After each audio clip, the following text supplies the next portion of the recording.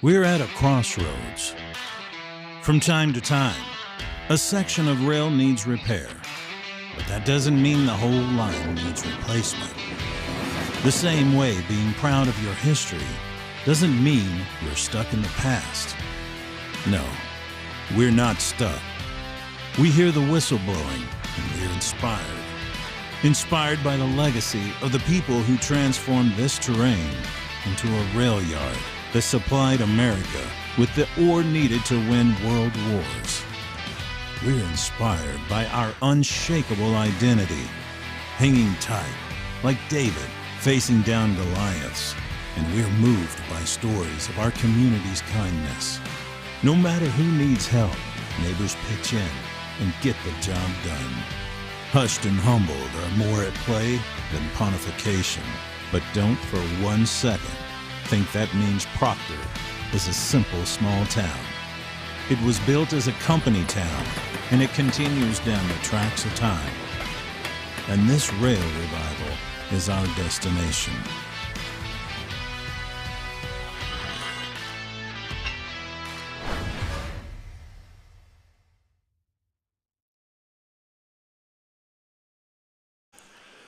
Good evening and welcome into Proctor Pizza and Sub Shop Main Street Proctor for tonight's episode of A Slice of Proctor. Ted Keevan along with Chad Brenna.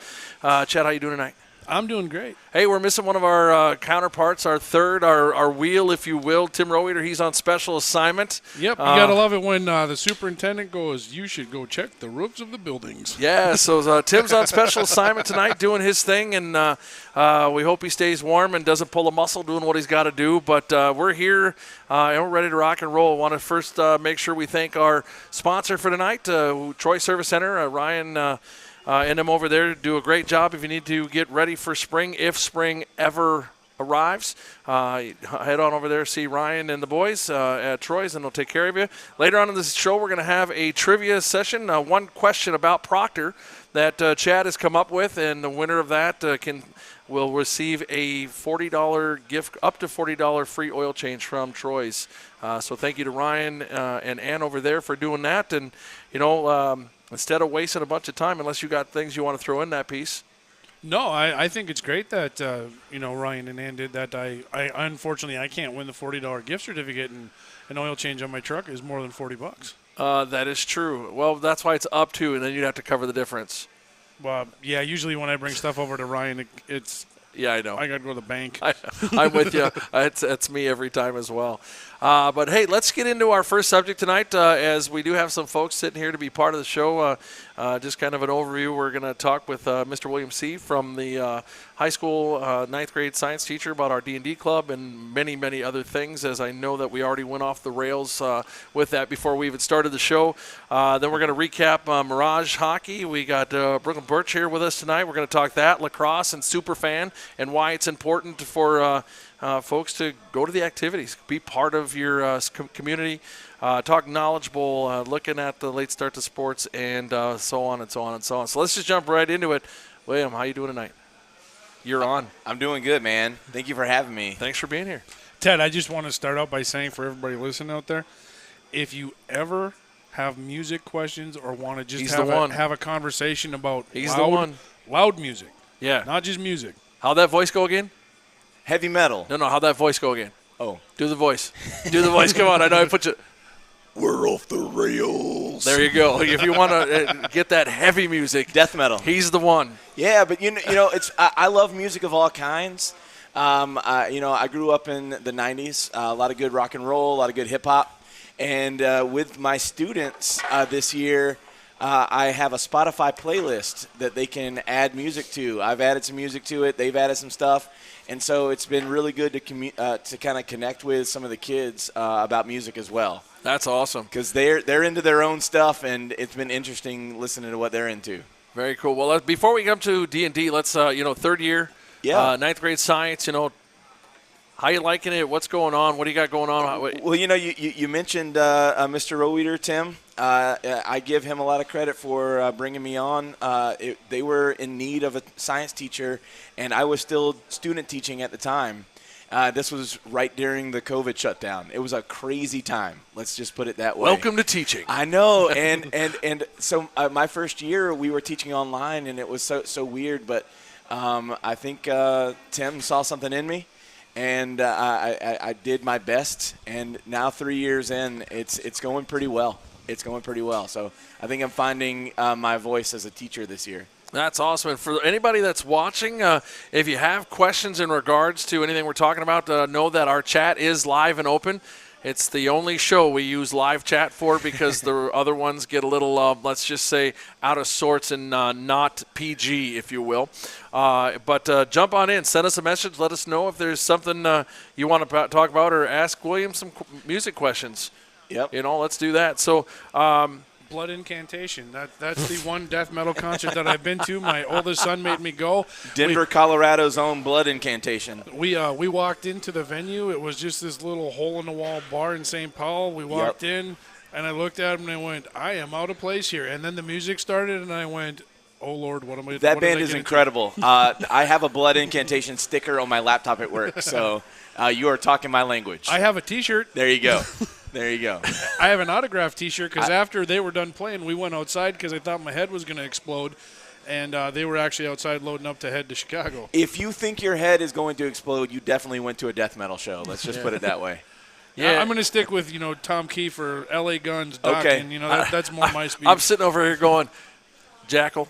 Let's go. Yeah. Jackal. You cannot go wrong with Jackal. No, you can. Every time I saw Aerosmith growing up, Jackal was opening for him. Every time. Saw him at the Medina Ballroom, actually. It's interesting to me that in every era, 80s, 90s, probably the 70s, I don't have a lot of memories because I wasn't born then, but I feel so old. There are some bands that just seem like they're always on tour. They're always opening up shows. It's like the only way you can make a living is to always be playing shows, and that just seems like an exhausting lifestyle to me. Firehouse, Lita Ford. I mean, you look at these, late 80s, early 90s hair metal bands that are constantly on tour, and it seems like every June, July, August, Minnesota seems to be the center of it because they just keep coming back, and as long as they keep coming back, I'm gonna keep shelling out the money and go. I'll tell you something. Before I was a teacher, I worked for local news, and I got to do a story about heavy metal music, and I interviewed a guy from a band called Warbringer,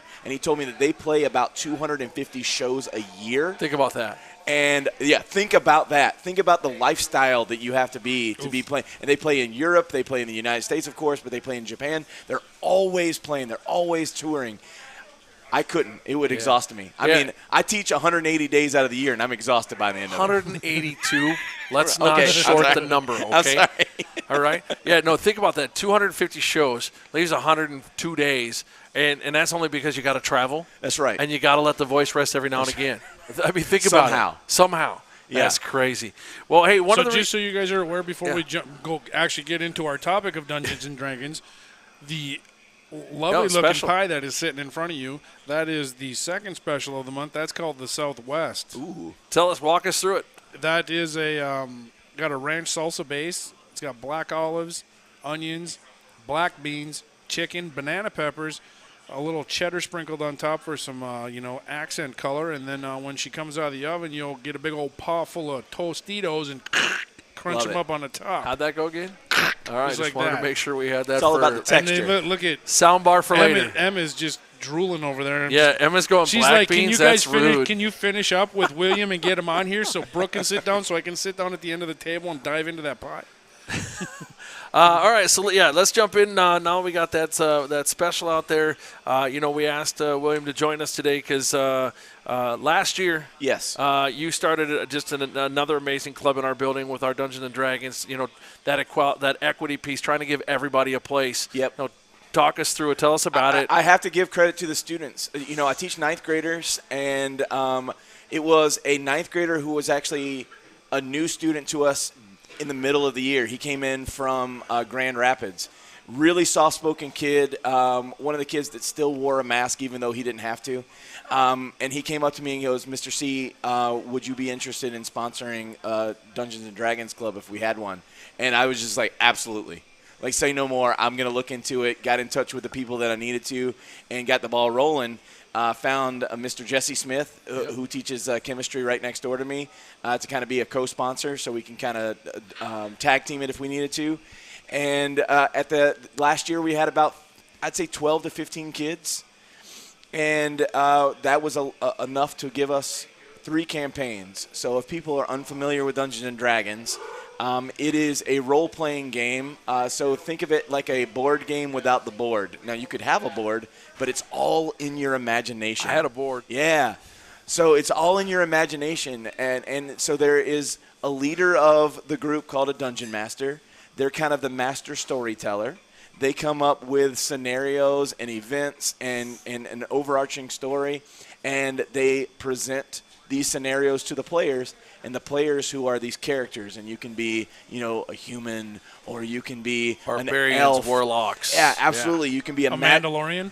A Mandalorian. Could you be a Mandalorian? You could probably find a way to be some type of mercenary, absolutely, okay. Or a bounty hunter, absolutely, and fit that into the lore of Dungeons and Dragons. But as a player, you get almost free choice as to how you respond to these. And it's just been great to see the creativity that these kids come up with their storytelling and the way they react to it and have fun with it. And so you're rolling dice all the time, rolling dice. And so as the dice rolls go, you have to then deal with the consequences of your actions. Right. And, we don't – I have to say, people might have preconceived notions about ninth graders as opposed to like upperclassmen or whatever. These kids are brilliant, man. They are just absolutely limitlessly creative, and it's been one of the joys of my early career so far to just listen to their games, because I don't play with them. I told them I'm not going to play. I want to keep that boundary. This is going to be a student-led club. I will, help y'all out if you need to. I'll be your emergency contact if something goes down. I'll buy y'all pizza at the end of the year, that kind of thing. Exactly. I saw Chad shoot the horns. It's like the light bulb's going off. But it's them. It's all on them. Like you said, it's giving them a space to express themselves in a way that makes the most sense to them. Absolutely. We talked a little bit about that space. I'm sorry. I'm excited about this. Just listen to William talk. Yeah, it's a cool deal, and I was super excited when that happened last year. To the point of I went out and got a guy to donate a bunch of dice to the club, because I still have my set. I still have they're actually in my drawer now. I brought them in. They're in my drawer. So if I stay after someday, I've got my dice there. Let's go. And I think people might be unfamiliar with the kind of dice that we're talking about. Oh yeah, we're not shooting bones. In Dungeons and Dragons, you have 4-sided die. You have a 6-sided die, which is more traditional. You can have an 8-sided die, 10-sided die, 12-sided die, and a 20-sided die. And for different scenarios, and then a couple of our players have a 100-sided die, which kind of looks like a little ball that you roll, and it's got all 100 numbers on it, and it's nuts. Brooks' jaw just hit the floor like, really? Are the kids that are in the D&D club, are they excited about the D&D movie coming out? Yeah, we already have a plan to go as a group. Nice, that's awesome. I learned about Dungeons and Dragons watching Big Bang Theory. There you go.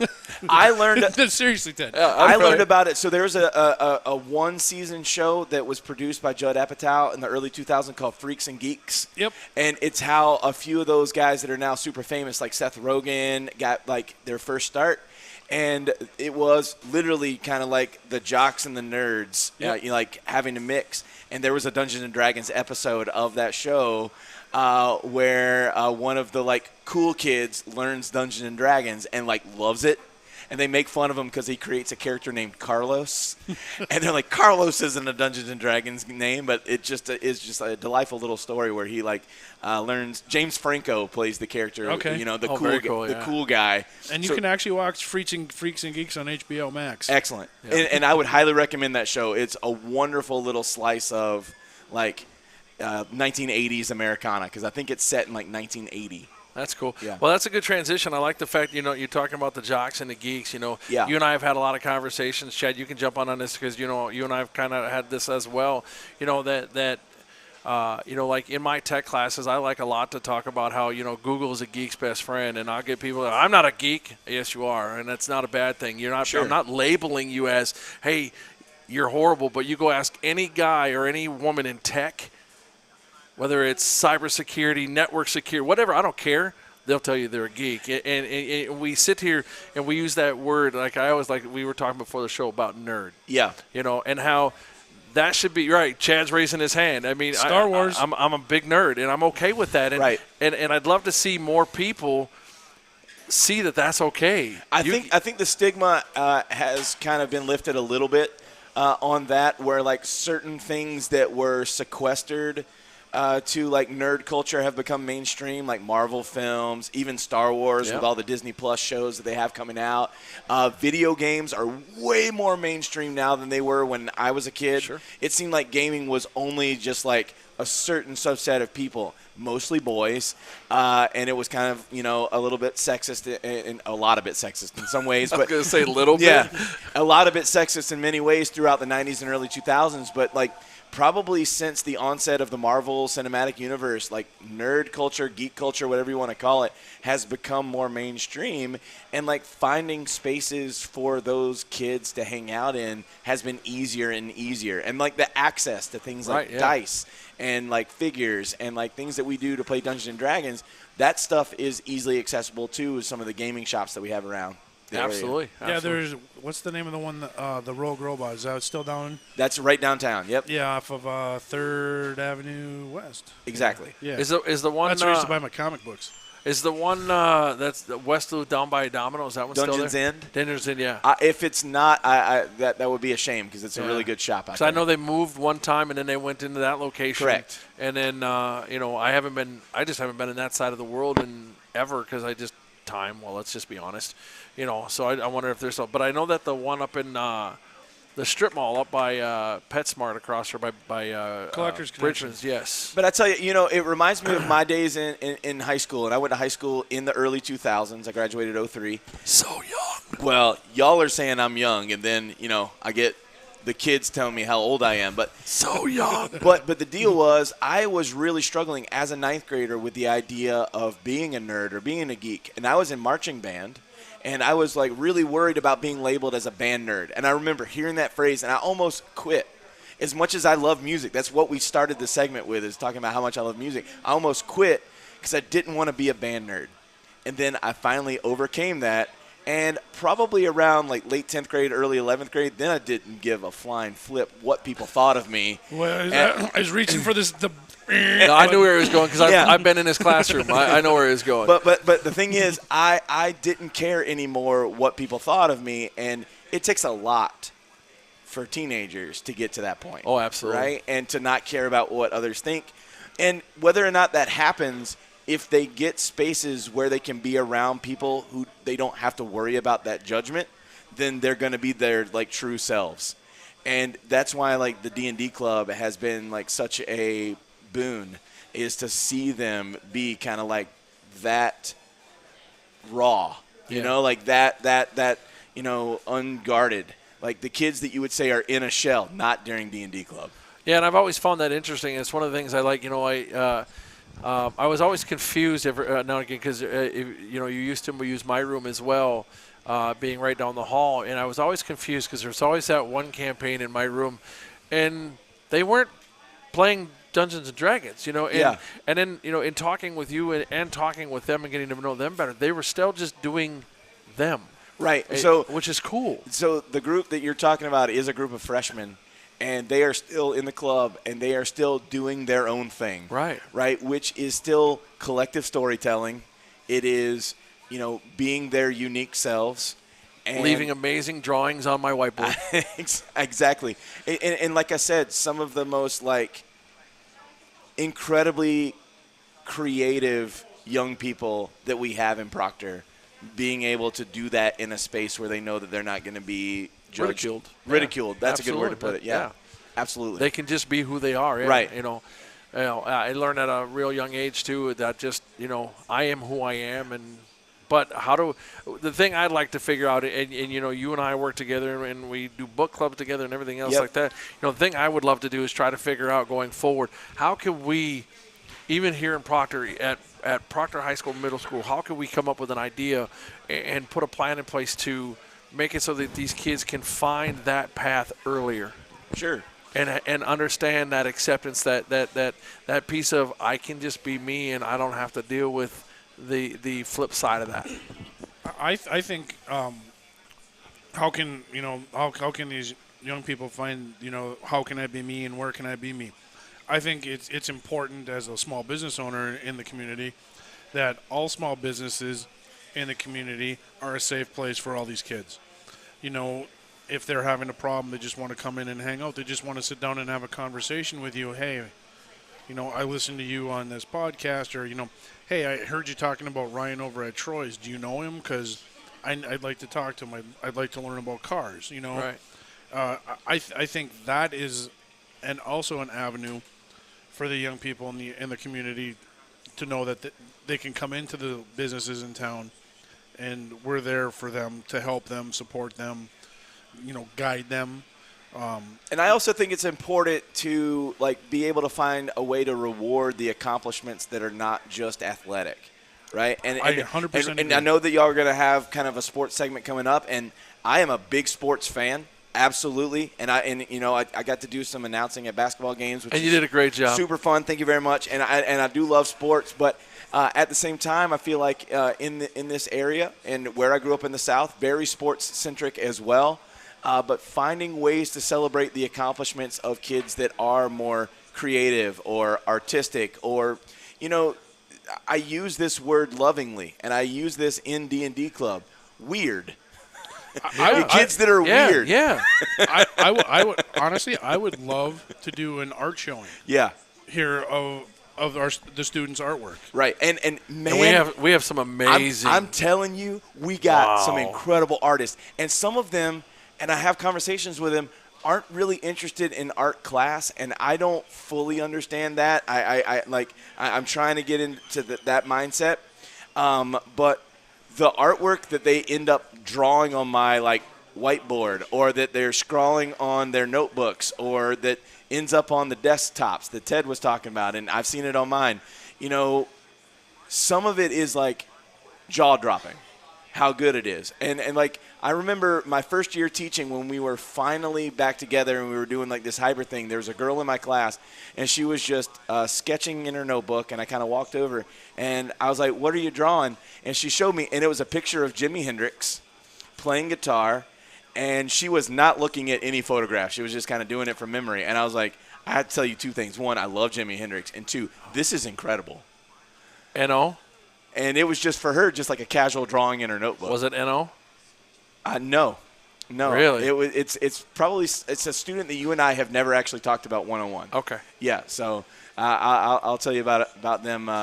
Don't worry, folks. I don't know what they're talking about either. But I'm just saying. No, absolutely. This casual drawing was something. I was like, oh gosh, this is a talent that you have, and so a lot of hidden talents in Proctor. You know what I mean? Yeah, absolutely. And I'd be interested in finding ways to showcase more of that, as my career goes on, because, like I said, the artistic, the creative, it's there.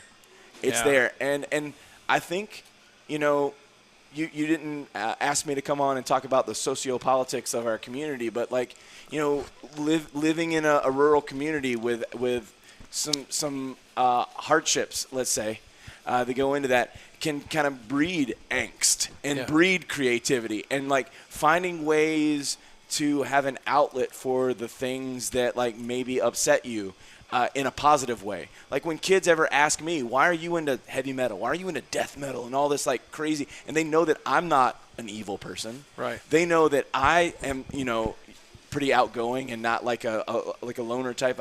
Why are you into this? I'm like, well, it's a catharsis. We all need an emotional catharsis, a release. And for me, since I'm not an aggressive person, I don't fight. I'm confrontational when I have to be in a professional way, but I'm not looking for a fight ever. I've never actually been in a fight.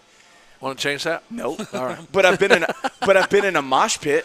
There you go. That's like a fight, Which dude. is just like a fight. Maybe even worse than a fight in some days. But if it's respectful, it's fun, and it's one of those things where for me, that's a culture that I've been in for 20 plus years, and it's my emotional outlet. It's how I get out those feelings of aggression or anger or whatever, because it is a space where I feel safe. It's like going to a concert for me. Yeah. Going to a concert for me is like going to church for some people. That's where I find 100%. That's where you know what I'm saying, right? This is where you find your inner peace, right? And you're standing there with the sun beating on your face, and you're like, I'm with my people. And I feel like the kids that we teach are always looking for those spaces where they can go where nobody will ever question why they're there. Yep. Right? And like to have that opportunity to like continue to build that space for the kids who play games, Dungeons and Dragons, and it's just been a joy to give that to them. Right. And let them take it over, because like really when I'm there for Dungeons and Dragons Club, I'm sitting there catching up on grading and doing my work. They're doing the stuff, right? It's their club, right? Like I'm happy to talk about it, but I give them all the credit for making the club what it is. It went from 12 to 15 kids to now almost 30 kids. Right. And I think word of mouth spread. I'm going to give credit to Wayne Miskin, our print shop guy. Love my shirts. For making our T-shirts and hoodies look so good. And now, like, some of the kids who you wouldn't think could potentially be into D&D see those shirts and like, Mr. C, how do I get a D&D shirt? Well, you got to play D&D. Right. And I'm like, can I come to a meeting? Like, well, I don't want you to just think it's a casual thing. If you're going to play Dungeons and Dragons, you got to play every week. You got to commit. You got to commit. It's like a very big commitment. And we do allow people to come in as guests and kind of check it out for themselves and really see what the game is all about, because it's not for the timid. You got to kind of go in. And just so you know, these shirts are great. And, you know, there's some people that got cool shirts with Overlord on the back. That's what mine says. And then I get mine, and I didn't get a say in what mine said. Mine says Underlord. I was waiting for you to say it. You said Frodo. Yeah. I think that would not fit. So we have given Ted a Dungeons and Dragons shirt last year and this year, and since we were using his classroom last year for a D&D room, he got a shirt that said Innkeeper. That was awesome. And this year I gave him a shirt that said Underlord. Underlord. I'm like, if I'm the Overlord, you can be the Underlord. Could I have not just been like the next to Lord? No. Okay, I just wanted to, you know. But maybe next year we'll promote you to the nobility. You can be like a duke. Like you can have like the Duke of Earl. Yeah. Okay. You can be the Duke of Sandwich. And I love me a sandwich. There you go. Well, Ted, you'd actually be the Duke of Chicken Bacon Ranch. Oh, I would. Or the Ted. The Duke of Ted? The Duke of Ted. I have a pizza here. It's called the Ted. Phenomenal. Let's go. I mean, that's how you know you made it in life. When you get a food named after you, a food item named after you. That is the quintessence of success. Absolutely. Oh, that means we need to come up with a William C. Ooh, we'll work on that. And you can say it in a voice like this. Well, it's got to be something Southern then. You ever put fried chicken on a pizza? Ooh, let's go. Chicken and waffles, brother. My man. Let's go. That's what I'm talking about. Let's go. We did that a month and a half ago. I don't know how obvious it is that I'm Southern, because I try to hide my accent as often as possible. Oh, what is that called again? What's that? What's that called? My again? accent? Your accent? Yeah, that's right.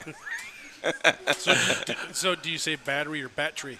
Oh, you know, like me having a lot of time on television, I kind of got rid of some of those old ticks. But when I was in his room earlier today, I said I forgot what we were talking about, but I said kitty corner. I said, but for you, catty corner. He goes, that's right. It's the right way to say it. You're not wrong. my students, the one that I say that my students make fun of me for is how I say caramel. They say caramel. Caramel. And I said, no, it's caramel. It's caramel. It's caramel. Yeah. That's right. All right. Caramel. I'm so hoity. It's caramel.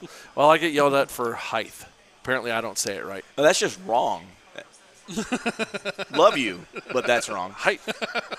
Whatever, soda. I mean, I don't say pop. You're right. I'm not playing that game. I'm not playing that game. Whatever, bubbler. So my partner is from Wisconsin, and they say bubbler in Wisconsin. They say bubbler, and but everything by you is called a Coke, no matter what flavor it is. I'll tell you the weirdest one probably. What's a bubbler? A water fountain. A bubbler is like a water fountain, drinking fountain. Yeah, and so the one that we say down south, when you go to the grocery store, what do you push around at the grocery store? A cart. We call that a buggy. A buggy? No, that's what you push babies around in. So we call a shopping cart a buggy. Oh, my and goodness. It wasn't until I moved away from South Carolina that I even heard something else other than buggy. That's crazy. Yeah. That's crazy. Well, hey, man, we got Brooklyn Birch sitting here waiting for us. Pardon me, Brooke Birch. I'll say it right so she doesn't throw me under the bus when she gets on. But, hey, super cool having you. You're welcome anytime. Love to have you. I mean, even if it was just to have just the three of us with Ro and just talk nothing but whatever comes to mind. I mean, I'm loving the time I've had at Proctor so far. I think I'm doing a pretty good job. We would agree. At least I do. And I absolutely love the kids that I'm teaching right now, and it's a testament to the community. So I'm happy that Proctor has kind of welcomed me the way it has. Very cool.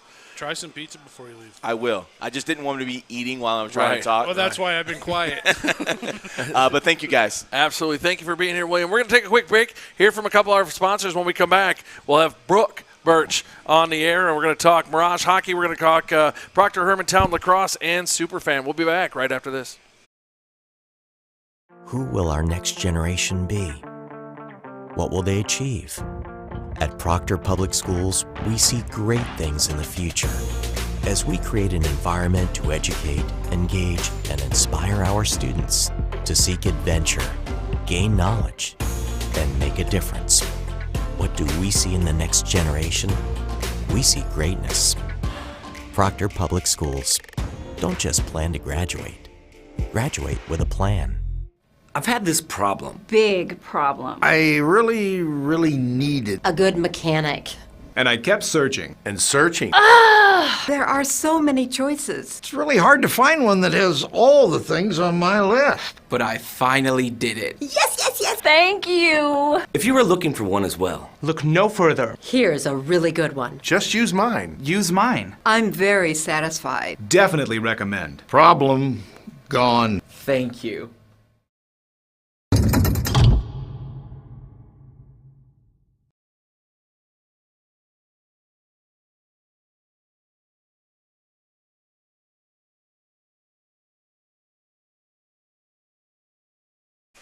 So back here at Proctor Pizza and Sub Shop for tonight's episode of Slice of Proctor, our in-show sponsor, Troy Service Center. I want to thank Ryan and Ann Matthews over there for participating and helping the show get off the ground. Episode number 2. You just missed William C. If you're just tuning in, go back and listen to his interview. What a great interview, talking about our D&D club, talking about our 9th grade science, talking about just our community as a whole, and you get a little bit of music in there.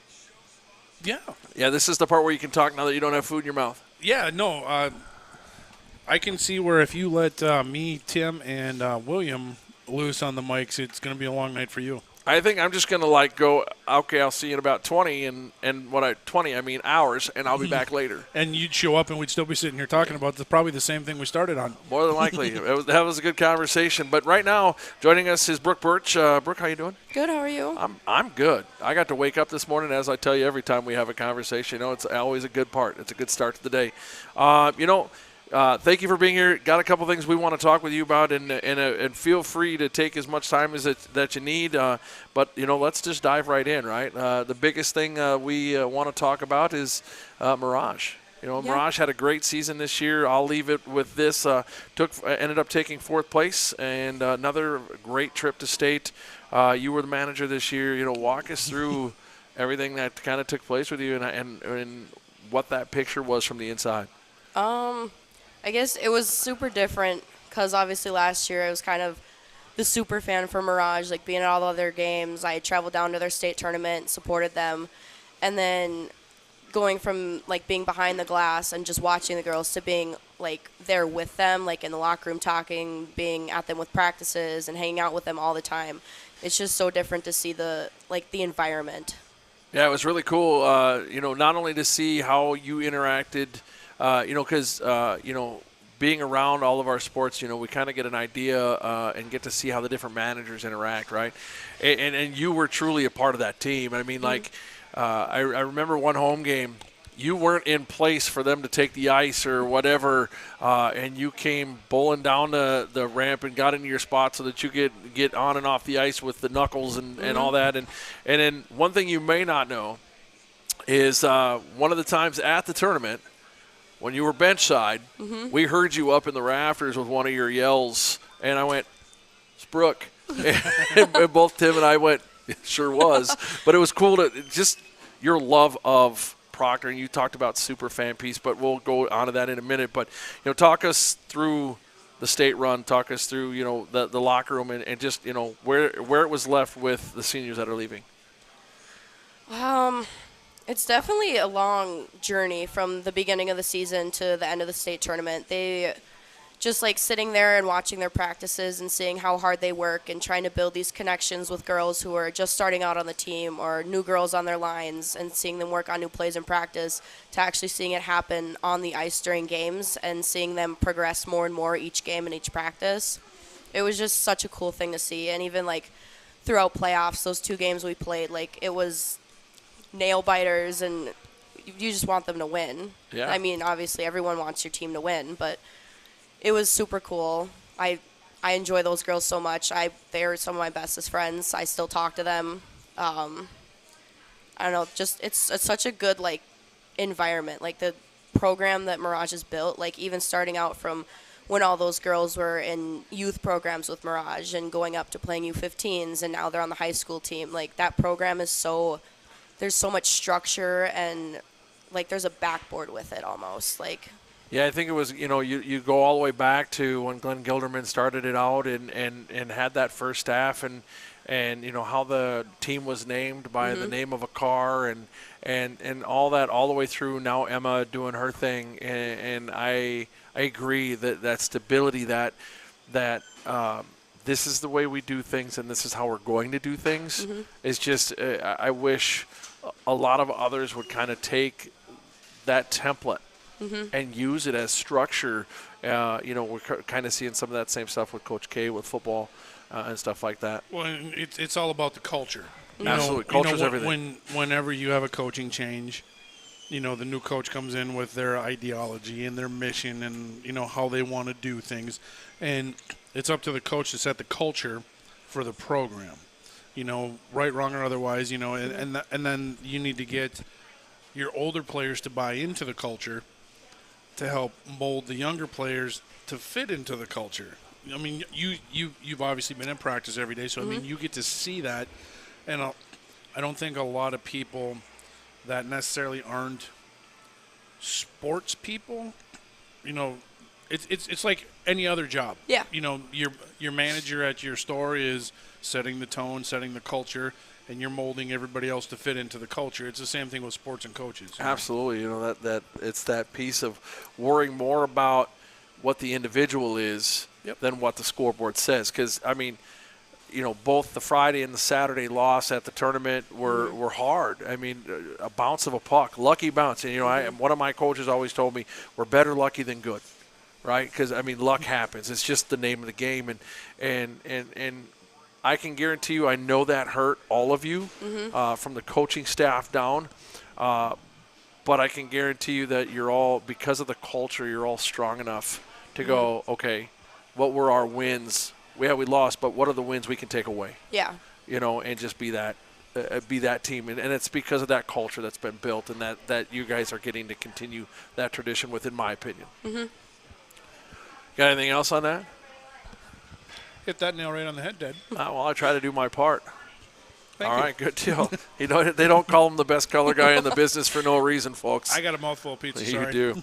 All right, let's jump, because we don't want to have to make you stay here all night. Let's jump over to Proctor Hermantown lacrosse with the Stealth. I know you playing goalie with them. New coach, you just talked about that backbone, that stability, that knowing the coach piece, right? New coach coming in, early because spring sports just started, but what's the picture looking like? Good numbers coming out. What are we seeing? Yeah, we're seeing lots of good numbers of girls who have never played, have no idea about anything about lacrosse, and we have them coming out and trying it, and they're super excited to try it. We have girls actually asking to open back up our registration so they can sign up and try it. We have a new coach this year, not necessarily new coaches, but they have been moved up to a head coach position. Okay. And we're super excited for that. We love our coaches. We're just super excited for the season. Very cool. Let's see. We're talking about that piece. I was going to ask you a question. Where do you play your lacrosse games? So we play them at the Proctor outdoor turf and the Hermantown outdoor turf. Usually we split the season down the middle, so like half of the games are there, half games at Hermantown. But just in case anybody was wondering. Right, but this year they're playing about 3/4 of the game on the new turf over at Hermantown. Okay.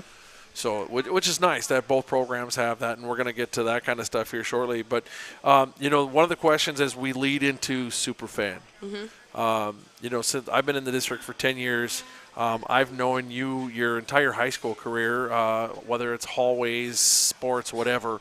You know, the one thing that I got a question before we lead into it, how hard is it being on that side of the glass now? Because, I mean, you are that constant super fan, right? That's got to be tugging away like, man, I still want to be there. But, you know, walk us through how that difference is for you. I definitely struggled with it a little bit, like coming out of soccer season and being on the field with my girls and then going into hockey season and having that expectation that, like, wanting to have that same feeling of last year of just, like, cheering the girls on and, like, being there for them. But then, like, it's kind of like a smack in the face. It's like, oh, my gosh, you have all these jobs you need to do. You can't be yelling for them all the time or holding up signs for them or cheering them on all the time. Like, you have jobs you need to do. And I guess almost in a way I felt kind of guilty not being able to do it, but at the same time I knew that it was okay. Absolutely. That's awesome. I know, right? Well, one of the reasons I wanted you on the show, and you and I have talked about this before, is that, Brooke, I think you should definitely be spotlighted. Okay, you're one of those students. You know, we've talked about this, right? Yeah. You're one of the few students that come up to me or the broadcast kids and thank them. Well, they should always be thanked. Well, and I get that. And it's not like they're looking for a pat on the back, but I think it's important that people know who you are and what your character is, and the fact that you take the time to do that, that's that person, not that scoreboard piece that I was talking about. Yeah. You know, but just in the hall, and again, known you for 4 years. I know everybody has bad days. Yeah. You've had your bad days, but you're still such a positive force in our hallways. Why is that important to you, and why is that important to shed that type of a message to those coming behind you of, just that being polite, that finding a happy and going to events and being part of the culture and the community of what Proctor High School has to give? It's just so much easier to, like, put yourself out there and, like, be positive and happy and say hi to people and tell someone that they have a nice shirt or sweatshirt, or go to your friends' sporting events and cheer them on. It's so much easier to do that than say, no, I'm not coming, or I'm just going to not say anything to anyone in the hallways. Yeah. You got anything, or you got food in your mouth? I don't have food in my mouth. I'm just sitting here taking this in, Ted. Yeah. I mean, I've never met you. I've never met you either. Chad, Brooke, Chad.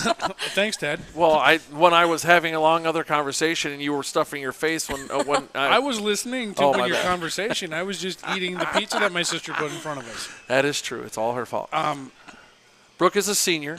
No, I just letting you. I'm just giving you the Cliff Notes version. Brooke is a senior, super fan forever, now managing and playing, and still trying to find that balance. But an amazing character in our hallways. I caught all that. Okay, just making sure. You know, and I. Thank you. No, I mean, there are things that should be applauded with all of the students in the building, not just the student athletes. You know, Ted thanking you for thanking the kids that do, the broadcasts. I do that every time we get off the air, because we couldn't sit there and act like meatheads calling a basketball game without them kids. Let's be honest, Ted. We couldn't do that unless we had those kids there taping the games, producing the games, directing it. I beg to differ. We could do it. It just wouldn't be entertaining to those watching, because they wouldn't be watching. But we could still sit there and be meatheads like we normally would. True. Okay, fair point. Just want to make sure. So, I mean, I think I agree with Ted. You should be spotlighted for that. You should be applauded for that, just like everybody else in that building that does the same thing, that is always positive in the world that we live in. Sometimes there's not a lot to be positive about. Yeah. And to be able to walk down the hallway knowing that somebody's having a crummy day and go, hey, that's a great shirt you got on there. I'm not saying that that's a great shirt you got on there, Emerson, but I'm just saying. You're not a bystander. You came in with her. I love it. Oh, there's nothing wrong with that. You know what? You should be applauded for driving her around. Congratulations. Good job. But yeah, you're right, and it should be. You know, it's the important piece. And you know, for me, I'm excited to see how your lacrosse season goes. But more importantly, I'm excited to see how the rest of this year goes, and how, as a senior class, how with leadership from like yourself and others, just how this shapes up for an ending compared to like our last 3 or 4 have, because of, well, that C word we're not going to talk about. Yep. We're going to just leave that in a bin, not undiscussed. I'm not using the word color either, or cauliflower, or what, but it'll be interesting to see how that, that being that senior class that's got that first full true year back, and how you guys finish, and then just excited to see that next chapter and stuff going forward. Yeah. What do you have for plans for next year? I'm actually joining Army Active Duty. Good for you. Well, obviously you knew that, Ted, but I didn't know that, and the wonderful people that are listening to us didn't know that. But I didn't want to, Well, that's why I asked. I mean, she could have said, I don't want to answer that question. She wouldn't have never said that. That's not Brooke. She could have said, I'm not comfortable discussing that right now. But she didn't. She's like, hey, I'm joining the Army. All right. So there you go. This is a daily. I just want you to know this is not just now. This is a daily. Well, when he answers his phone. I was in meetings all day. Uh-huh. That's what they always say. So, last but not least, give us that piece of advice, though. We know it's easier to do it this way. It's that, making sure people are visible, right? But what's your advice to those coming behind you? If you could leave one legacy of advice, piece of advice, what is it? It definitely be put yourself out there. Don't be afraid to go support your friends. I mean, if your friend's running in the track meet, go watch them. If your friend is playing in the band concert, go watch them. And that doesn't necessarily just go for your friends at Proctor. I mean, if you have friends at Hermantown, if you have friends at Denfeld, East, go out and support them. I mean, I've been to so many Hermantown events this year, and I have no shame in it. People might say, oh, you're a Hawk fan, you're betraying the Rails, but there's no shame in it. Like, I'm just supporting my friends. Yeah, we talked about that last week, and it's not about, we are truly a small community. Mm-hmm. We are like the biggest little town in America, right? Because honestly, we have to go through almost every district except for East. Mm-hmm. We have to go through busing-wise to get kids to school, and they have to do the same things. Yeah. So I'm with you. It's not about being a Hawk fan. It's about supporting the community, and especially celebrating and being there for your friends. Mm-hmm. That's to me, that's what it would be more. But I like that. Put yourself out there. I agree. And again, and no matter where, not here, anywhere. Mm-hmm. That's super cool. And always try to be positive. I mean, it's hard to be positive sometimes, but at the end of the day, the only thing you can control is how you react to it. Right. So if you can be positive, be positive. Because you never know what somebody else is going through. When I got here, I wasn't in a good mood. Ted's like, not a good day. I'm like, I need a couple minutes. I said, need a hug? And no, I said, and nope. He just kept walking. But it happens. What else? We left our word. We left our thought. We left our legacy. Cool. Yeah. Thank you for being here. Yeah, of course. I love doing it. Yeah, and we love having you around, and you and I will get to talk more before the end all be all and stuff like that. But on behalf of myself, and I'm sure I can speak for Chad, good luck with this year's lacrosse season. Yeah. I know that we will have your game live on RailsTV against Columbia Heights and De La Salle when they come knocking. I think that's the 12th of May, I believe, a Friday. And you can watch it here. And it'll be live here at Proctor Pizza and Sub Shop. So we're excited to see how the season goes. Keep us updated and stop in and say hi any day. Yeah, I definitely will. Thank you guys for having me. Eat some pizza. Oh, I might have to pass. I've already had pizza today. All right. Well, I'm not on behalf. We're going to take a break, hear from one of our sponsors. We'll be back after these words. Thank you. Our renewal by Andersen windows were installed in 2001. That was nearly 20 years ago, and they're high-quality windows. They have brought our beautiful view into our room. They're easy to care for. The beauty of these windows has enhanced the beauty of our home. It's not just the energy efficiency, but it has made our place look a lot nicer. They have just been a good overall investment. It's an excellent product. The service we received was excellent. What more could you ask for? Hi, I really need to take care of a car problem. Can I ask you a couple of questions? Can you handle all makes and models? Will you get me back on the road quickly? High-tech equipment? Competitively priced? Brakes? Batteries? Tire rotation? Body repair? Guaranteed? Complete engine overhauls? Okay, they check out.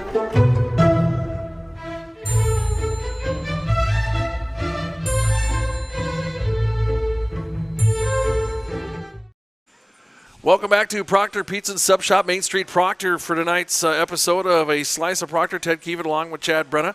Again, Tim Rowener is on special assignment. I believe it's that the superintendent said he needed to clear the roof of the high school. And since we're talking about clearing the roof of the high school, let's just get into the news of the week, if you will. We'll come back to a couple things above that, but let's talk about the mall. Miller Hill Mall, as everybody should know, experienced a cave-in roof. We do have pictures of that on the broadcast right now. It's got a new skylight. It does definitely. It gives a whole new theory to bounce check. Yeah, looking at the pictures, that is a very large hole, Ted. The question is, and we were talking about this before the show, where does the mall go? You have to assume that yesterday when that happened, that today, I know this morning when I got up, I was watching the news because I wanted to see how much snow we were going to get, and they were talking to an associate professor at UMD about, the structural piece, yeah. Yeah, that's obviously the first part they need to look at, in my opinion, just to make sure that when people do go back into the building for whatever reason to clean stores out or whatever, that they're safe. But, like we were talking about before, does the mall even survive this?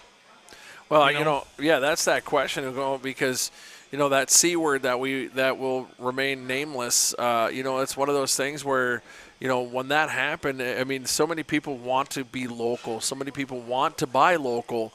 But when that happened in 2020, it forced everybody, for the most part, to go outside of local because of everything being closed except for like grocery stores, things like that. So, those people, like even myself, didn't like to always buy on Amazon. Right. But it made me and now I've become a creature of habit. There's nothing worse than laying in bed and you can't fall asleep. It's like, let's see what kind of weird stuff I can find on Amazon. Yeah. It's like, I don't need lightsaber salt and pepper shakers, but why not? I'm going to buy them because they're on sale. Right. And it's just one of those things that, how does that change? I'm going to change the picture up here because, the consideration that I have is, one, like you say, the malls are dying anyway. You're going to keep places like the Toronto Mall and the Mall of America, things like that, because they're touristy. They got amusement parks or water parks, things like that in them. Right. But the traditional mall, whether it's Superior, whether it's here, whether it's Brookdale, Southdale, whatever, the mall is dying. Well, and maybe the Miller Hill Mall will end up going the way of the Mariner Mall, where it's more of a business complex. Yeah. Where it's just businesses in there now. I don't know. It's going to be interesting to see what comes out in the next week, 2 weeks, from Simon Properties with, what their plan is and, what they decide they're going to do. That's a big hunk of land to, just have 3 big squares on, with Essentia and Penny's, and probably Dick's. I can see where Dick's might stay, but, what about the little small shops that are in there that, how are those employees going to handle not being able to go to work? Well, that was the conversation we had in class today. We talked about, that structural piece, and then, I was like, and it really sucks for the people. And I had one that said, yeah, I know a lot of kids who work there, and I said, I'm not real worried about the kids because the kids, that's a part-time job. I'm worried about the managers and the full-time employees who that's their livelihood. They pay that's what's paying their mortgages and their car notes and everything else. And or in the stores that aren't nationwide, right? There's a couple smaller ones in the alley, and I can't even think of the name of them, but there's some local shops in there. What about those folks? Yep. That's their business. Yeah. They don't have revenue coming in now. They can't pay their employees. Their employees have bills to pay. They have bills to pay. They have rent to pay for the space in the mall. That's who I feel for.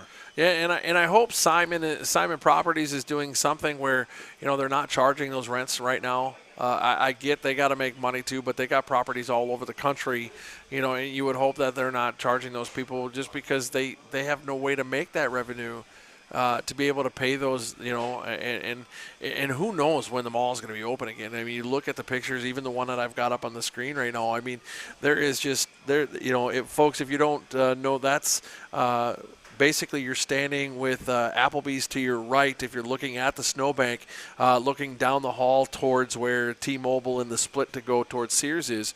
And, it's a big deal. It's the structural piece isn't just that what fell. The structural piece is as we were talking beforehand, at 150 to 200 feet out all the way around that whole hole that's now got that same snow sitting on it right with that bow. And, I mean, how can that ever come back to being structural sound? And I just can't see, even with insurance, I can't see Simon Properties putting any kind of money into that. I just can't. And I agree with you. I mean, you look at just the utilities, the gas lines that are on the roof for all, the air conditioners, the forced air units, the equipment that's on the roof, it sagged, it fell. How does that affect everybody else's equipment, with the gas line bendings? Yeah. Yeah.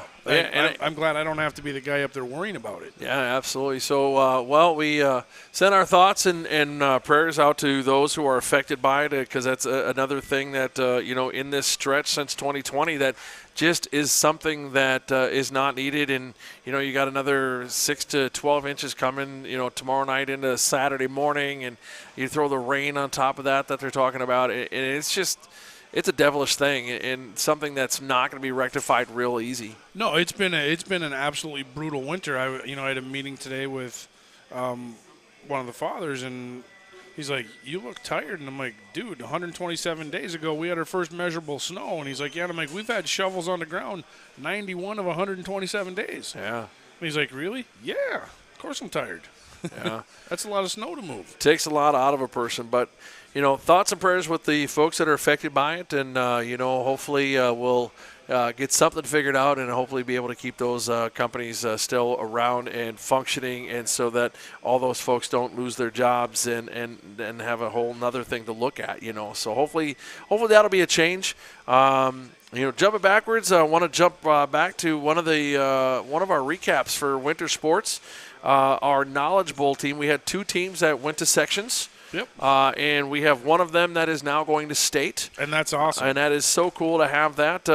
The team of Merrick Connor, the Johnson 3, and Zach, Ben, and Alex, and Damian Anderson, they all advanced to state for the Minnesota State Knowledge Bowl. That'll be the 13th and 14th of next month. I'd actually love to go to the State Knowledge Bowl tournament. Just because watching a Knowledge Bowl meet, you sit there and you're just like, what? Okay, so I can add on to that, okay? And I don't know if we talked about this on last week's show or not, but I went to my goddaughter's brother's Knowledge Bowl 2 Saturdays ago. Yeah, you were telling me that. And I'm sitting in this room with a bunch of 6th graders. And I honestly have the text still on my phone to his father saying, I am not smart. Because these 6th graders and the questions they were answering, right. I'm going, huh? I can't even spell that. Right. I mean, you got kids talking about Edgar Allan Poe in 6th grade. I didn't learn that till 9th grade, for goodness sakes. Right. But yeah, so super cool. At Craigens, 13-14 of April. Good luck to, again, Connor Merrick, the Johnson 3 and Zach, Bennett, and Alex, and Damian Anderson. I get the cool pleasure of having Merrick and Damian in class each morning. Just great kids, and it's super cool for Jim Savary as well, as him retiring this year and going out, being able to take a team to state and have that adventure. So that's super cool. Well, Sav's a class guy. Yeah, absolutely. They don't get much classier than him. Just the complete package is what Sav is. Right. Hey, if you want to find where to listen to that on your way home, Rails TV, there you have it. All right, very cool. Had one of your customers staying in and listening with their pizza, and then grab the where to find us, and just logged in. There you go. So he's going to watch that on the way home. So thank you for stopping in. Let's jump to We just got talking about weather at the mall. I guess the only place to go then is now, spring sports started 2 days ago officially. Yep. I know that's where this is not a medium for hand gestures and stuff, but I just did my air quotes for those listening. We got a lot going on, and you're out there talking moving snow. You talked about how many days you've had at the church and things like that. I mean, what are we going to do? Well, move it tomorrow when it shows up. Yeah. I mean, that's the easiest way to answer that question. I mean, you look at the facilities here that we need for spring sports. Baseball field, softball field, track. The best thing that as a district that can happen is let her melt. Yeah, and I'm going to throw Don't be driving the big equipment out there. Yeah, and I'll throw my piece out there. And remember, these opinions are of our own and not of the district, the city, or anybody else. I hope that we sit on it. I hope that we don't continue to, especially with the amount of moisture we've gotten rain-wise and that ice that's in the bottom layer and the more rain coming. I hope we don't just go too early and just try to get it off to get games played. I want the games to be played. I mean, we're scheduled to broadcast on the 4th of April, a home game here for baseball. But we do that, and we're going to rip more pellets up, and we're going to take our class facility, and we're no longer class. Well, it's one thing to go shave, leave 2 inches of snow on the field or on the track, so then you get the nice sun meltdown off of that. But it's hard to do that. Yeah. Most of I can go back to up at Scholastica a couple years ago during football season and soccer season. We had started basketball already, but we had a snowstorm in October.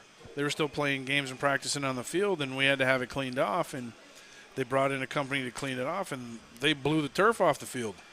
Yeah. They just wrapped her up in a snowblower.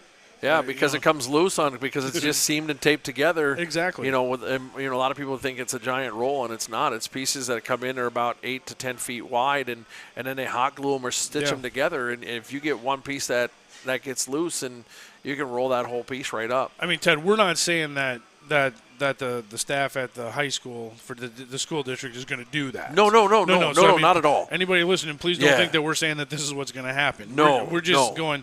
We don't want to see everybody rush to get everything cleaned off and have something happen. Right, and the big reason that is because we have such quality facilities for our sports. Absolutely. From Eggerdahl to the rail yard, the gym at the high school for those of you that are listening, to the St. Luke Sports and Event Center, all the way to our turf facility, our indoor turf facility in the old arena.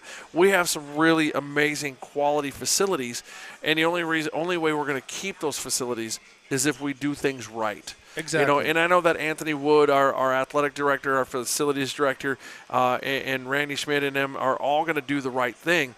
I'm just saying I hope we don't listen to coaches, players, and families to the point of doing something that could be detrimental to our facilities. Oh, absolutely, Ted. And giving you the coach perspective, I'd be all over them already. Right. Get it off. Right. It's not snowing. It's not below zero. We can practice outside. Right. I mean, it was 40 degrees today. Yep. Could have got out there and done your thing. Exactly. So just hoping that we don't jump the gun on that too fast and too early. So want to make sure that we thank Ryan and Ann from Troy Service Center. I know he had some meetings tonight. So, he did. Yeah, he was going to try to be here, but let's go. Should I fire out the trivia question? Let's go with the trivia question. Hey, Bing. Eric Bingman in the house. Well, slap on a headset so you can hear the question. But you are not eligible to win. That's okay, though. That's okay, because his oil change would be way more than $40 too. Ooh, yeah, pretty much. So, Eric, what we're doing, as you know, we're a different sponsor every week, and Ryan and Ann over at Troy's are sponsor this week, and they have said that they will give a free oil change up to $40. Nice. And it's going to be up to Roe and Chad to come up with a Proctor-themed trivia question. But Roe is on special assignment. We have our first question, and if you watch this back, as we only have a few people watching, but we will take it until next Wednesday when it'll be due. If you email me at RailsTV, all lowercase, at proctor.k12.mndus, or go to RailsTV.net to make it really simple, and go to the About Us. The email is right there. Email us the answer. The first correct answer will get that win. And our question is? All right, this is the question. Ryan and Ann are now the owners. Yes, they are. Troy was the owner before them. That previous owner. Who was the owner before Troy? That's a darn good question. Isn't it? It is. I learned that earlier tonight. And bonus points. First name, if you just only know the first name. Wait, hold on. Wait, before you throw that out there, because you said bonus points, so that means you're adding something to sweet the pot. I'm adding something to sweet the pot. Okay, just wanted to make sure. Wait, hold on. Let me clear that through the money guy. Hey, Eric, are we good with this? Oh, why not? Let's make it fun for everybody. So, who owns? So if you get the original owner, even first name. First name, you win. You get the oil change. Okay. If you can give us first and last name, what should we give them? What should we give them? What should we give them? Let's go for a free 16-inch 2-topping baked. Oh, look at that. I love your pizza. I don't know if you know that yet or not. I'm all for that. I think as of tonight, I will have had Proctor Pizza and Sub Shop 3 nights. And let's see, it's Wednesday. There's only been 4 nights in the week. I'm off to a good start. And that's only because we weren't open on Sunday. That's right. True. So that was the question. If you can give us the owner before Troy's first name, you win the oil change from Troy's. If you can give us first and last name, you get an oil change from Troy's and a 16-inch 2-topping baked pizza from Proctor Pizza. And Sub Shop. And Subs. And if you are listening right now and have that answer, throw it up in the chat, and you don't have to send an email, and we'll make sure that you get that taken care of. Heck yeah. Heck yeah. Very cool. So just a couple things about Troy. You guys know this as well as I do. Ryan and Ann they do amazing things over there. They're really community driven, just as we talked about you guys last week. Always trying to do something in the community, whether it's time or money, which Ryan tends to think he has more time than money, like we all do. But he's got a class coming up in the community ed for folks to learn how to work on a car, to do the oil change, tires, battery, this and that, right there at his shop. And what a cool thing to have in there for our community. I think it's great. Yes. I mean, I don't know if Ryan came up with that on his own or did he? Yep. I think it's great. I mean, that's the piece of, where we live that I think we all like. Somebody... A business in town has always got something that they're willing to do to help everybody else out in the community, and there's a small part of what Ryan does. Right. Hey, come on into the shop. Well, I'll show you how to, do this. Right. Yeah, I think it's cool. I mean, in a society where we have less and less people working on their own stuff because they either don't think they can or they feel like they can't. Yep, they're scared to take that first step to try it. Yeah, get that little push and say, oh, that's all I have to do? Yep. Oh. Well, I'm going to put Ryan out of business because now I'm not going to do that kind of stuff. No, you don't need to worry about that, Dad. I'm still going to drop mine off. Oh, yeah, mine still goes there, too, and trust me. And, I can do all the brake jobs on my own. Was in the automotive industry long enough, but it's you know the time part. Right. I'd rather just drop it off with him and go, hey, Coach. Hey, Matt. How you doing? Good. I would just rather drop that off and let him do his thing, We have a local celebrity in the pizza shop tonight, Hermantown Hawks goalie coach, Matt Swanson. He just swiped a cookie and is walking out the door. Another thing with Ryan, too, a lot of people don't know is every time it snows out, the rinks that are around the arena, he's the one down there plowing with his skidder, on his time at 11, 12 at night. He's still out there plowing out rinks all this winter for these kids to skate. Absolutely. How many people dedicate that time to clean out yourself, clean out your home, and then take time to go down the arena and spend another 4 or 5 hours down there cleaning stuff out, too. And then clean out all the businesses on Highway 2. Yes. Yeah. There's a lot behind the scenes. And let's take time out of that. Yep. It's not because we in my entrepreneur class we talk about time is money.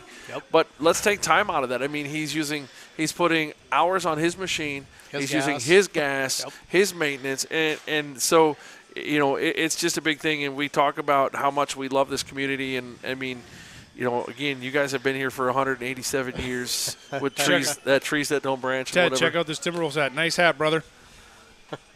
Nice lid. That's an old school Oh yeah. I've been here for 10 years, and I just love this community. I just absolutely love it. There's nothing I could say or that anybody else could say to me to make me go, what? Because it just doesn't make sense to me. You know what I'm saying? Yeah. So it's just an amazing community, and everybody, how they back each other, from you guys to Ryan. Hopefully we're going to have Blackwoods as our host next week. And actually it may be the one and only week we actually moved the show for a day, just so you know. Because, here's the deal. If we can get more people seeing us and knowing it's happening, right. Mary and I were talking, like, maybe we can move it for 1 week. Ooh, maybe she'll throw us some apps. That's what I'm saying, right? Dude, I'm thinking tater kegs, bro. Tater kegs. We're right where we need to be, But, I mean, it's just one of those things that's so cool that I showed her the deal when I was up there today, and we talked a little bit about it, and she was immediately like, yeah, I'm going to talk. We're in. Let's figure this out. That's awesome. And that's this community, though. Yeah. It's. I called Ryan. Yeah, I'm in. There was. It's not like I hard sell anybody. Right. One, Mary's from here too. Yeah. Proctor Pride. Proctor Pride, absolutely. Yep. I'm wearing my green right here. There we go. I'm rocking the Jabberjaw. Yeah, the Jabberjaw. Not Wild play tonight on the ice after a loss to Phoenix. I know that that's usually Rose's expertise, but 5-4 loss to Phoenix, now back on the ice tonight. Fill us in on where your Wolves are, because I'm going to tell you what, I'm with Roe. Ted. I know Cat's coming back. I did hear that today. Did you? Because I haven't paid attention in the last couple of days just because we've had snow, over the weekend, and I haven't looked at anything. I haven't even looked at. When we're done here and we close up for the night, I need to boogie on down the block and get my NCAA bracket filled out. Yep. And then got to be done by tomorrow. Well, I'm going to tell you this. I'm making my pick. I am going St. Josephine's. No, man. Never bet against Tom Izzo. I'm taking Michigan State. I don't even know if they made the tournament. I'm taking Michigan State. And on the women's side, I'm taking Utah, Gianna Neepkins. They got a 2 seed. I'm taking Utah on the women's side. All right. Because how can you not want to cheer for a local kid? And in Division 3, I'm taking Bulldogs all the way. Division 3, they're Division 2. Sorry, my bad. Yeah, both of them in. Both of them won. Yeah, they're both in the Elite Eight, yep. NC Division 2 tournament. I'm looking forward to hopefully that'll be on probably ESPN 2. Probably, yeah. Or ESPN U. Or the Plus. Well, maybe it's on the Ocho. Oh, I love the Ocho. Little beanbags. Let's go. Let's go. I love it when the ESPN brings the Ocho out. Yeah. Hey, let's talk one thing. We're both football fans, and Eric, I'm guessing you are as well. Maybe, I'm not sure. We haven't had a lot of sports talk, you and I, but big day in the world of the Packers today. Big day in the world of the Jets. Well, yes and no. I mean, okay, they go hand in hand, right? Well, I mean, the Jets just signed Randall Cobb. Yeah. They signed Lazarus. Yeah. Lazard. Yeah. Is that his name? Lazard. I'm not a Packer fan. Lazard, yep. And was it finalized? I'm not. That they got Aaron Rodgers, so that means in 2 years it'll be a Viking? Right, pretty much, because that's how it goes, right? If anybody remembers the Favre deal, remember, he's coming to us next, which then I'll puke, but whatever, don't care. Hey, if we get a Lombardi trophy out of it, I can cheer for Aaron Rodgers. Here's the problem I have with that statement you just made as I threw up in my mouth. Is that if that were to happen, then we have to listen to every Packer fan say, see, told you. And I don't want to listen to that. Yeah, but then my response to that is, we have just as many Super Bowl wins with him as you do. Oh, okay, I can live with that. I can live with that. I can definitely live with that piece. I'm just saying, he's got one Super Bowl with the Packers. Yeah. And, if we get him in 2 years and we get a ring, then we have just as many as he did with them. Then so be it, right? Exactly. Yeah. I mean, not trying to pick a fight with anybody, just being honest. Well, on the Vikings side, the Vikings have decided to restructure Kurt's contract, bring that down to save us, about $16 million on the cap. I don't disagree with that. I am sad that they cut Adam Thielen loose. Okay, it's a Minnesota guy, Ted. Yeah, I know. I get that. I get that. He's from here. But he hasn't officially signed, has he? No. So he'll be back. Hopefully. They'll restructure that. I know he's going to want to come back. And here's the deal. I mean, Harry the Hitman is restructuring his contract because he wants to finish his career here. Right. And who doesn't love a safety from Notre Dame? Right, but absolutely. But that's that piece that you look at, and is the feet being dragged on Thielen? Is he not valuable enough, or for other clubs that is, or is it just that he's dragging him and his manager are dragging because they know that he's going to end up back here when everything's said and done? Because think about it. The Vikings don't have a clear-cut number 2 right now. KJ Osborne. They don't have a clear-cut number 2. I love Osborne in his flashes. But Adam Thielen, even now, is still a clear-cut 2. Is still a clear-cut 2 because he doesn't have flashes. Right. You're not going to get the double team, which is going to open him up for those easy catches and stuff like that with that one-on-one piece, which makes him a clear-cut threat. A clear threat at that number 2 that I don't believe we have right now, and especially coming across the slot. Right, that whole middle piece. Yeah. Oof, Chris Carter, the greatest ever to do that. Yep, greatest ever. Thielen, I think, did it very well too, and I hope it works out where he ends up. They restructure his contract. He finishes his career here and retires a Viking. Absolutely. It's kind of like Lindsay Whalen coming full circle. She played high school basketball at Hutchinson, played for the Gophers. Started her career in Connecticut with the Sun, finished it up here with the Lynx, was the Gophers coach. I mean, it's full circle. And that's a topic I don't even want to get on. I don't either. Because I think she got absolutely bent. I think they did her so wrong at the U, and I'm not even a huge Gopher fan, but I believe they did her so wrong in the fact that how things went down and how, the public and the press were told, well, no, it was a mutual decision, and we all know it wasn't a mutual decision. No, I agree with you 100%. Yeah, because so. But anyways, we are hitting our limit. The store is filling up. Nice to see the families coming in. Hopefully everybody enjoyed this week's show of A Slice of Proctor. Next week we'll be back on air on Wednesday, 5:30. It will either be here at the Proctor Pizza and Sub Shop, the home of the Slice of Proctor, or we may go on a hiatus trip. A field trip. Up to Blackwoods, up on the highway, but we'll let you know that. And Mary, if you're listening, we would like an order of tater kegs. And some steak bites. And a margarita flatbread. And okay, I'll stop. Some fish tacos. Would you just bring us one of everything on the menu? Not just the appetizers. Yeah, that's the menu. That is the menu, because every time I go there, that's where I order from. A Luca Brazzi would be good too, though. Yeah, the appetizers, that's where I'm at. Yeah, but I mean, the Luca Brazzi. Appetizer where I'm at. You're not going to change my mind on this one, brother. Fans, if you are fans of the show, you wanted to have something, you have a subject you'd like us to talk about, please head on over to RailsTV.net under the About You page. There's my email right on there, and also the email of Tim Roweeder. Send us some email. We'll try to get that on for next week's show, or any show that you wanted to be on in regards to information. But besides that, I want to thank Chad for being here. We missed Tim, who's on special assignment. We hope he's staying warm. And I hope they gave him a bigger shovel than a kiddie shovel. Yeah, that kiddie shovel he had as he was walking out with that look on his face was not great. And again, fans, remember, all the opinions and everything expressed on the show are of our own and not belonging to anybody. So we hope everybody has a great night. On behalf of myself and this guy over here, Chad Brenna, we want to thank you, sir, for stopping by. We'll be back on the air next Wednesday, live from here at the Proctor Pizza Sub Shop or Blackwoods. Until then, thanks for stopping by. We'll see you next time. We're at a crossroads. From time to time, a section of rail needs repair, but that doesn't mean the whole line needs replacement. The same way being proud of your history doesn't mean you're stuck in the past. No, we're not stuck. We hear the whistle blowing and we're inspired. Inspired by the legacy of the people who transformed this terrain into a rail yard that supplied America with the ore needed to win world wars. We're inspired by our unshakable identity, hanging tight like David facing down Goliaths, and we're moved by stories of our community's kindness. No matter who needs help, neighbors pitch in and get the job done. Hushed and humbled are more at play than pontification. But don't for 1 second think that means Proctor is a simple small town.